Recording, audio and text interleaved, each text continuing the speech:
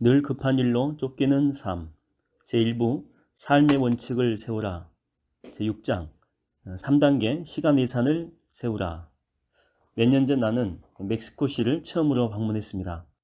캠퍼스에서 예수 그리스도를 효과적으로 전하는 일에 관심이 많은 헌신된 그리스도인 교수들을 만나기 위해서였죠. 그곳에서 며칠 지낸 후에 멕시코 기독교 학생의 총무는 내 일정에서 하루를 비워서 멕시코 남쪽에 있는 고대 피라미드로 나를 안내했습니다.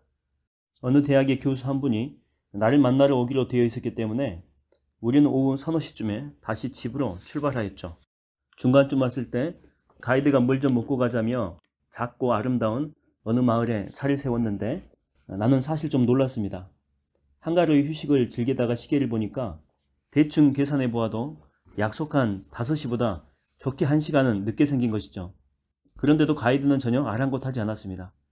다시 차를 몰아서 도시 가까이 오자 그 악명 높은 교통체증이 시작되었고 차는 엉금엉금 기어갔습니다. 이제 1시간보다 훨씬 더 늦게 되었죠. 그 교수가 우리를 초조하게 기다리면서 집에 갈지 말지 망설이고 있는 모습이 떠올랐습니다.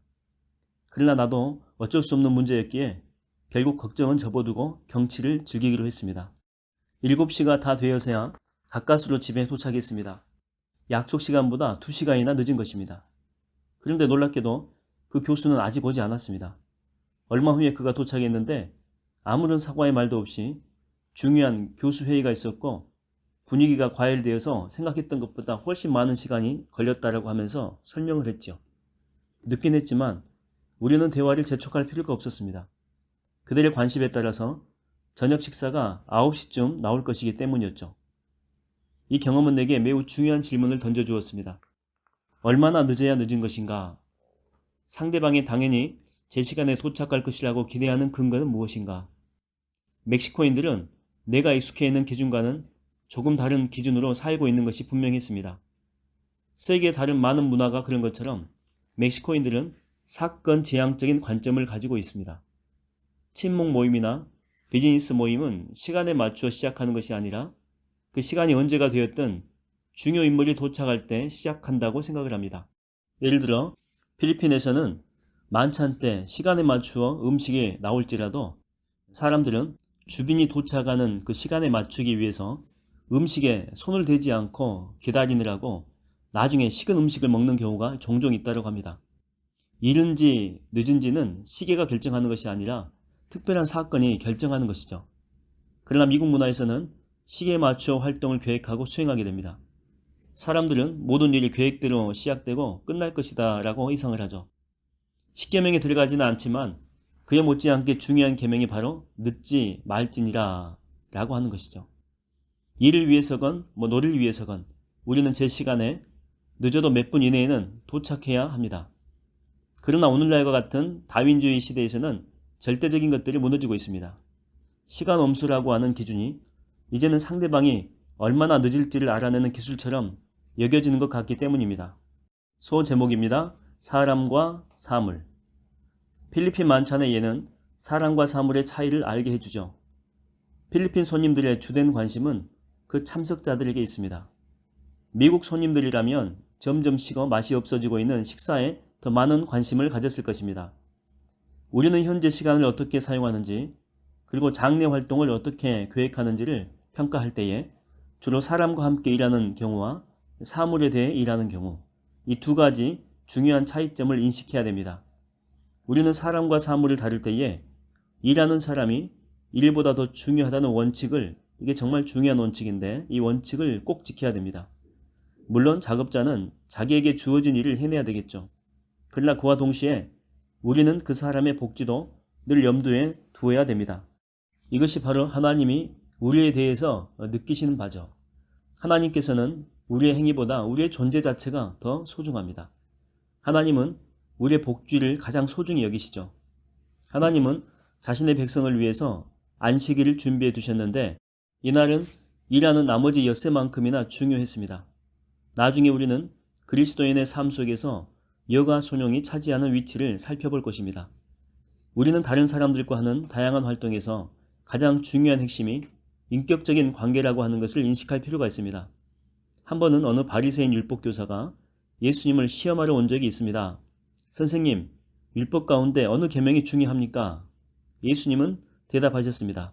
내 마음을 다하고 목숨을 다하고 내 뜻을 다하여 주 너희 하나님을 사랑하여라. 내 이웃을 내 몸과 같이 사랑하여라. 당신의 주간 계획표에는 다른 사람들과 관련된 활동이 포함되어 있을 것입니다.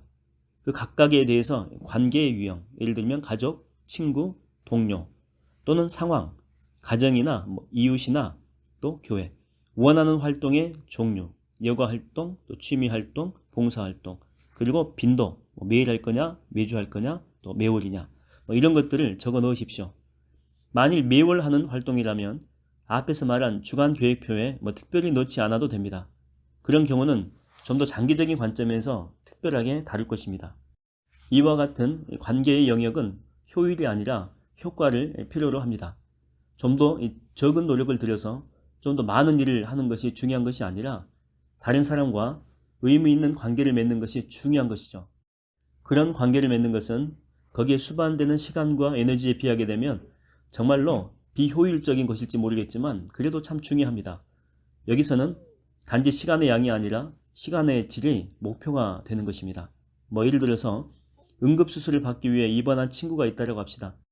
회사 일로 바쁜 중에서도 점심시간을 쪼개서 친구를 방문하게 된다면 애정어린 관심을 표현하는 좋은 방법이 될 수가 있습니다.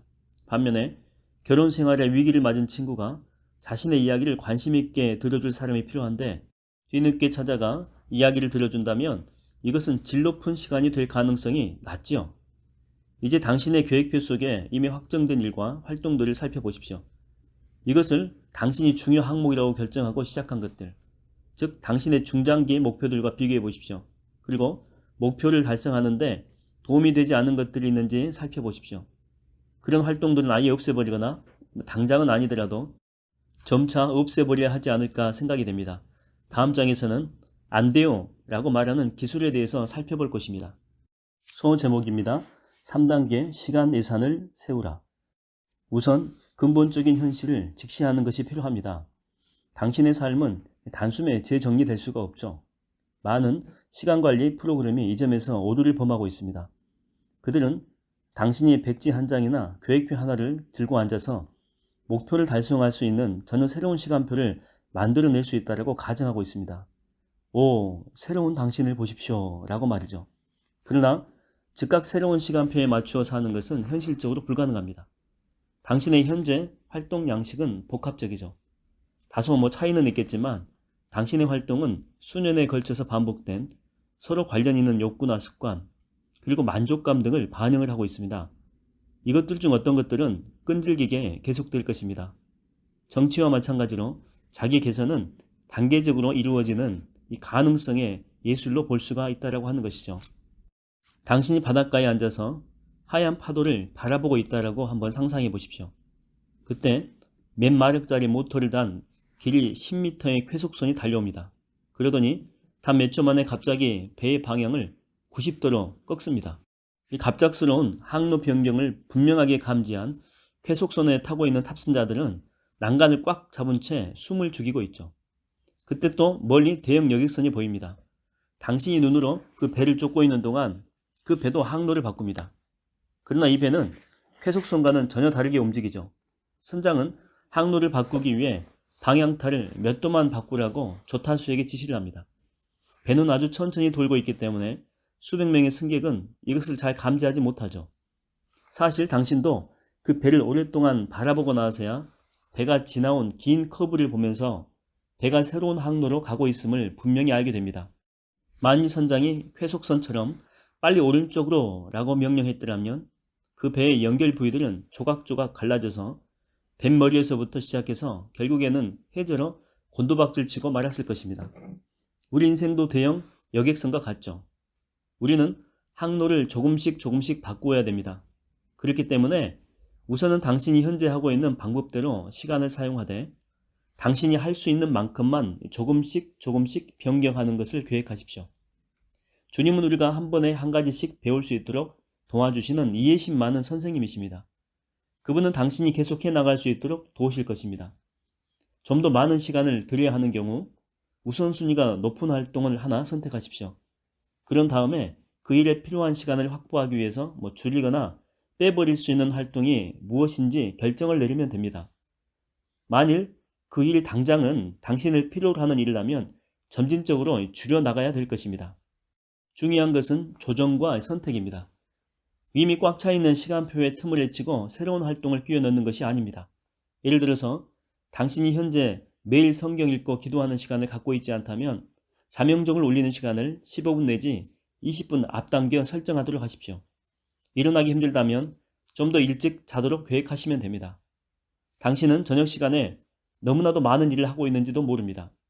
그렇다면 무리 없이 빠져나올 기회가 생기는 대로 한두 가지 활동은 그만두십시오. 이렇게 해서 얻어진 시간은 하루의 활동을 되돌아보는 시간으로 사용할 수 있을 것입니다.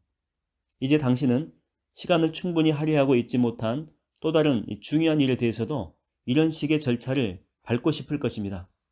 그러나 처음 한두 가지가 완전히 끝날 때까지는 다른 일을 추가하지 않도록 하십시오.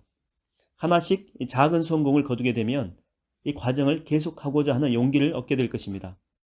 또 주간 계획표를 채워 넣으면서 매주 긴급한 일에 대비한 시간은 남겨둬야 됩니다. 과 마찬가지로 시간도 예기치 못한 일을 위해서 비축해 두어야 됩니다. 소제목입니다. 시계에 맞추어 사는 삶. 이제 새로운 계획을 실행하기 전에 비난을 한몸에 받고 있는 시계에 대한 오해를 풀어야 됩니다.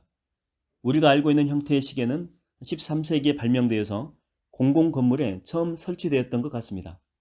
그 이전에는 수도원의 종소리가 기상시간, 또 일을 시작하고 마치는 시간, 식사시간, 기도시간, 예배시간들을 알려주곤 했습니다. 당시의 시계는 시침만 있었고 또 별로 정확하지도 않았습니다. 르네상스와 종교개혁 시대에는 시계가 몇 가지 용도로 사용되기 시작합니다. 새로운 과학에서 시계는 매우 중요한 물건이 되었죠. 또 부유층의 가정에서도 아름다운 장식물로 등장하기 시작합니다. 시계는 믿을만한 도구라기보다는 그들의 지위를 상징하는 예술적인 가치를 지닌 물건이었죠. 18세기에는 상거래, 특히 점점 번창하고 있는 국제무역에서의 항해를 위해서 정확한 시계가 꼭 필요했죠.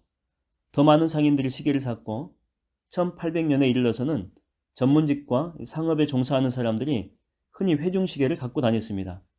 최초의 손목시계는 1865년 스위스에서 만들어졌는데 그로부터 10년이 채 지나지 않아서 미국 공장에서 대량으로 생산하게 됩니다.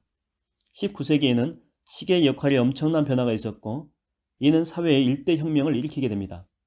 처음에는 시계가 단지 일출과 일몰에 따라 이루어지는 일상생활의 자연적인 리듬을 좀 더 원활하게 해주는 정도였죠.